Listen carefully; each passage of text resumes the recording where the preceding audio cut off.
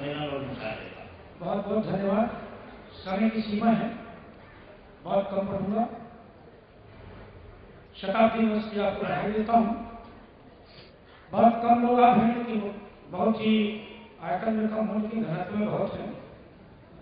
एक निवेदन करता हूँ आपसे, अगर आपको कोई टेक्निकल या पैथोलॉजिकल प्रॉब्लम ना हो तो एक बार इस मेरे स्वागत में ताली बजा दीजिए। बहुत बहुत धन्यवाद। मैं देखना चाह रहा था कि आप वाकई सुनने की मूड में है नहीं है। हाथ जोड़ने का कवि हूँ, चलिए मैं वही भूमिका निभाता हूँ सोच के बैठा था दूसरा पढ़ने के लिए, लेकिन इसके पहले सिर्फ दो दोहे पढ़ता हूँ। चूंकि मंच पर डॉक्टर वसीम बरेलवी साहब हैं और बड़े बड़े नामचीन शायर बैठे हैं, कई बैठे हैं, तो मैं दो दोहे पढ़ता हूँ।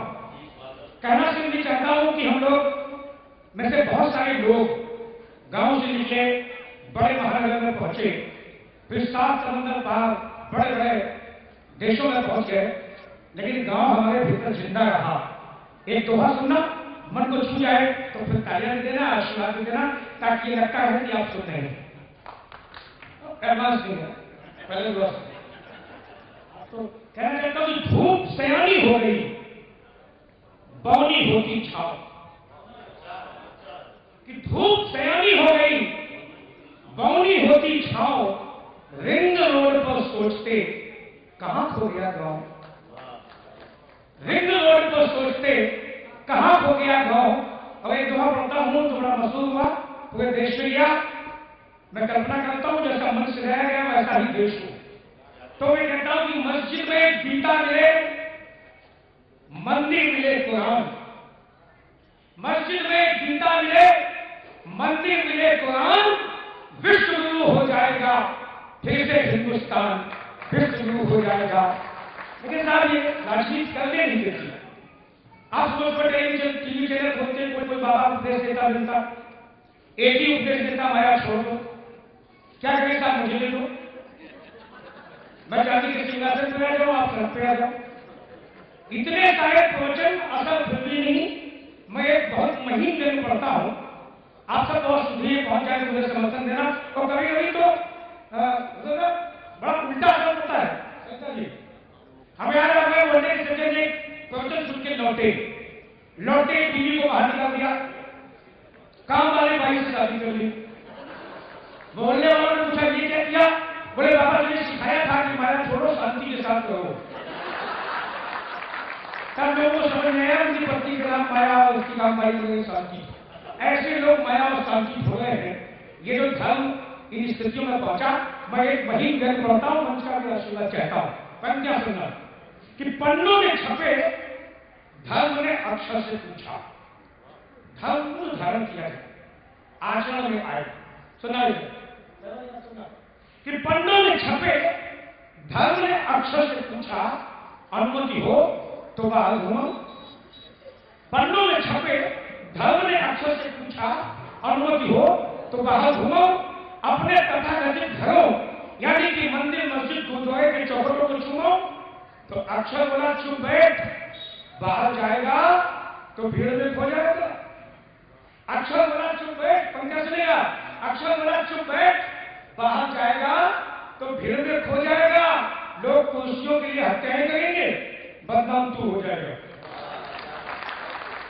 लोग कुर्सियों के लिए हत्याएं करेंगे, बदनाम तू हो जाएगा। पंकज सुनना, तब से धर्म अपनी ही सुरक्षा में, तब से धर्म अपनी ही सुरक्षा में कुछ अधिक ही मुस्तैद है। चुपचाप सांस रोके, किताबों में कैद है, किताबों में कैद है, किताबों में कैद है। एक दिन पढ़ता हूं तो ये घटनाओं से रंग निकलते हैं। एक चित्रन के रंग पड़ा, मैं गया दुकान पर कैंची खरीद के, मैंने दुकानदार से कैंची मांगी तो उसने बड़ा बढ़िया सवाल किया। वो सवाल के लिए जन्मा मैं आपको भी डॉक्टर पवन वचन बड़े शायर बैठे हैं, उन्हें संबोधित करता हूं। मैंने सुना कि मैंने दुकानदार से कहा कि एक अच्छी सी कैंची दिखाइए। दुकानदार बोला किस काम के लिए चाहिए पहले तो बताइए। बोला किस काम के लिए चाहिए पहले तो बताइए। मैंने कहा काम क्या, कैंची से कहीं कोई खिचड़ी पकाई जाती है? कैंची तो कैंची सिर्फ काटने के काम आती है। मैंने कहा काम क्या, कैंची से कहीं कोई खिचड़ी पकाई जाती है? कैंची तो कैंची है, सिर्फ काटने के काम आती है। तो दुकानदार भाई साहब आप बिल्कुल ठीक फरमाते हैं, लेकिन के आधार पर कैंची के आकार प्रकार बदल जाते हैं। लेकिन काम के आधार पर कैंची के आकार प्रकार बदल जाते हैं। मसलन छोटी सी कैंची सिर्फ दाढ़ी मूछें काटने काम आती है, ये धातुदार कैंची झगड़ीले बाल काटने काम आती है। उससे बड़ी इस कैंची से टेलर अपने ग्राहकों की जेबें और गला काटता है। उससे बड़ी इस कैंची से टेलर अपने ग्राहकों की जेबें और गला काटता है, और उससे बड़ी इस कैंची से माली बेतरतीब फली डालियों को छाटता है। उससे बड़ी इस कैंची से माली बेतरतीब फली डालियों छाटे। दुकानदार वाला भाई साहब, इसके अलावा भी होती है कैंची जो इस देश के वीआईपी की शान को बढ़ाती है। चांदी से चमचमाती छोटी सी कैंची सिर्फ उद्घाटन का फीता काटने काम आती है। चांदी से चमचमाती छोटी सी कैंची सिर्फ उद्घाटन का फीता काटने काम आती है। फिर दुकानदार वाला भाई साहब, इसके अलावा भी होती है एक कैंची। इस कैंची को थोड़ा ज्यादा ध्यान से सुनना। बोला भाई साहब, इसके अलावा भी होती है कैंची जो इस देश के नेताओं की जुबान पर रहती है। जनता उसे कैंची नहीं, कहीं धर्म, कहीं क्षेत्र, कहीं भाषा, कहीं वोट, तो कहीं राजनीति कहती है। जनता इसे कैंची नहीं, कहीं धर्म, कहीं क्षेत्र, कहीं भाषा, कहीं वोट, तो कहीं राजनीति कहती है। इसी कैंची से विरोधियों की सेहत को छाटा जाता है। बोला इसी कैंची से विरोधियों की सेहत को छाटा जाता है, और इसी कैंची से आदमी को आदमी से काटा जाता है, और इसी कैंची से आदमी को आदमी से काटा जाता है। और इस पे भी काम न चले तो कुछ लोग इसी कैंची से अपना पेट पाटते हैं, और भाई साहब इससे भी काम न चले तो इसी कैंची से देश पाटते हैं। इससे भी काम न चले तो इसी कैंची से देश पाटते हैं। मैंने कहा दुकानदार, अब ऐसी कैंचियों के दायरे में ज्यादा मत बता। अंतिम पंक्तियां सुनना। मैंने कहा दुकानदार, अब ऐसी कैंचियों के दायरे में ज्यादा मत बता। इस कैंची को भी काटने वाली कोई कैंची हो तो दिखा। इस कैंची को भी काटने वाली कोई कैंची हो तो दिखा। तो दुकानदार गंभीर हो गया। भाई साहब, ऐसी कैंची के बारे में मुझसे कुछ मत बोलिए। ऐसी कैंची तो देश की 64 साल से सोई पड़ी जनता की मुट्ठियों में बंद है। हो सके तो एक बार जनता को जगाइए, उसकी मुट्ठियां टटोलिए, उसकी मुट्ठियां टटोलिए, उसकी मुट्ठियां टटोलिए। और 1.5 मिनट का अंतिम है। आप सारे डॉक्टर्स बैठे हैं। मैंने पिछले दिनों हिंदी में पीएचडी की, तो मैं भी डॉक्टर हो गया। साहित्य में पीएचडी और डॉक्टर बाहर बिल्कुल नहीं। डॉक्टर सुरेश समझती मुस्लिम तो नहीं हुए सर। 2:30 बजे रात को घंटी बजी। बोला महिला बड़ी बच्चे को लेके, डॉक्टर साहब पेट खराब हो, बच्चे को दवा दो। अब साहित्य का डॉक्टर क्या दवा देता? वैसे भी कभी भी भगवान को नाराज नहीं करना चाहिए। भगवान नाराज होता तो डॉक्टर के पास भेजता है, और डॉक्टर को नाराज करना नहीं चाहिए, क्योंकि डॉक्टर जब नाराज होते हैं, इसलिए मैं आपको नाराज नहीं करना चाहता हूं, अनुभव सुनाना चाहता हूं। दरवाजा बंद किया, घंटी बजी। दरवाजा खोले तो पुलिस वाले सज्जन खड़े थे। मैंने सुनना, आशीर्वाद देना, समर्थन देना। एक पुलिस वाले सज्जन खड़े थे। डॉक्टर साहब, कुत्ते ने काट किया दवा। मैंने कहा यार, पुलिस में हो फिर भी कुत्ते ने काट किया। और आशीर्वाद की अगली वाली बात में ज्यादा बोलता हूं। मैंने कहा यार, पुलिस में हो फिर भी कुत्ते ने काट किया। बोला उसको मैं वर्दी नहीं पहने था ना। ये होता है। अब की घंटी बजी, दरवाजा खोला तो ये मुंह पर सक्सेना खड़े। डॉक्टर साहब, एक्सरसाइज के चक्कर में आंखें खराब हो गई। मैंने एक्सरसाइज मत करो। बोले मैं थोड़ी करता हूं, पड़ोसन करती हूं। लगेगा मुन्ना भाई। अब की घंटी बजी, दरवाजा खोला तो बुजुर्ग सज्जन खड़े। डॉक्टर साहब, दूर का कब दिखाई पड़ता कोई जवाब? मैं छत पर लेके गया। मैंने क्या दिखाई पड़ रहा है? बोले सूरज। हमने और कितना दूर का देखोगे?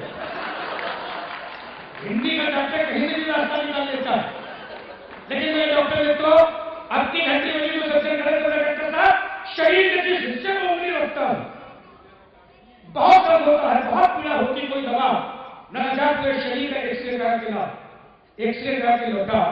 मैंने देखा, मेरा दोस्त तेरी उंगली में फ्रैक्चर है। 64 सालों से देश में नहीं हो रहा। बीमार कोई होता है, इलाज किसी को किया जाता है, ठीक कोई और हो जाता है। तब मैं अंतिम जन बताता हूं, अब की घंटी बजी तो मोहल्ले के तथाकथित नेताजी ने जो बीमारी बताई, बीमारी पुरानी है, पुरानी हो गई। मैंने आपके भरोसे पे इलाज बताया, क्योंकि आप सारे डॉक्टर्स करते हैं, अगर इलाज सही बताया हो तो तालियों के साथ विदा कर दूंगा। नेताजी ने बीमारी बताई, मैंने इलाज बताया। नाम क्या है डॉक्टर लिखा देखकर एक नेताजी कच्चा खा गए, सुबह सुबह इलाज कराने हमारे घर गए। बोले जब से कुर्सी पाई है भूख जाने का नाम नहीं ले रही है। ये बीमारी एक ऐसी बीमारी है, राजनीति की भूख। हमें याद है, हमारे यहाँ के मंत्री जी, केंद्रीय मंत्री गए विदेश, वहां मंत्री जी कोठी में ठहरे, आलीशान कोठी। तुमने पूछा भैया कोठी कैसे बनाई, तो विदेशी मंत्री बनाया। वो चलिए ये चलता हूँ छत पे। हमारे मंत्री जी को छत पे लेके गए, बोले नदी दिखाई पड़ रही है। हमारे मंत्री जी बोले दिखाई पड़ रही है। बोले नदी पे बड़ा सा पुल। मंत्री जी बोले पुल दिखाई पड़ा। बोले बस उससे 10% से बनाए। फार्मूला अच्छा लगा मंत्री जी हमारे देश में, कुछ दिन बाद विदेशी मंत्री हमारे देश में आए। इन मंत्री जी की कोठी में ठहरे तो बड़ा आलीशान कोठी। बोले दूसरे देश के मंत्री के पास हमसे बड़ी कोठी। बोले भैया तुमने कोठी कैसे बनाई, तो बोले आई चलता हूं छत पे। विदेशी मंत्री को छत पे ले गया। बोले नदी दिखाई पड़ रही है। विदेशी मंत्री बोला दिखाई पड़ रही है। वो नदी दूर तक। बोले नदी पे बड़ा सा पुल। विदेशी मंत्री बोला पुल। बोला उसके 100% बनाई। ये है भूख। तब जाके सुनना आशीर्वाद सुनेगा कि नाम के आगे डॉक्टर लिखा देखकर एक नेताजी बच्चा खा गए, सुबह सुबह इलाज कराने हमारे घर गए। बोले जब से कुर्सी पाई है भूख जाने का नाम ही नहीं ले रही है। इतना खाया है और खाओ सुनने से नहीं है। पता नहीं पेट में क्या चल रहा है घपला। बोले पता नहीं पेट में क्या चल रहा है घपला। टीएलसी ईसीजी जांच करानी, कुछ नहीं निकला। अब इलाज सुनना, इलाज सच्चा बताया। बोले पता नहीं पेट में क्या चल रहा है घपला। टीएलसी ईसीजी जांच करानी, कुछ नहीं निकला। मैंने नेताजी चिंता मत कीजिए, ये डॉक्टर आपको बिल्कुल सही उपाय बताएगा। एक बार सीबीआई जांच करा लो, सब कुछ निकल आएगा। बहुत बहुत धन्यवाद।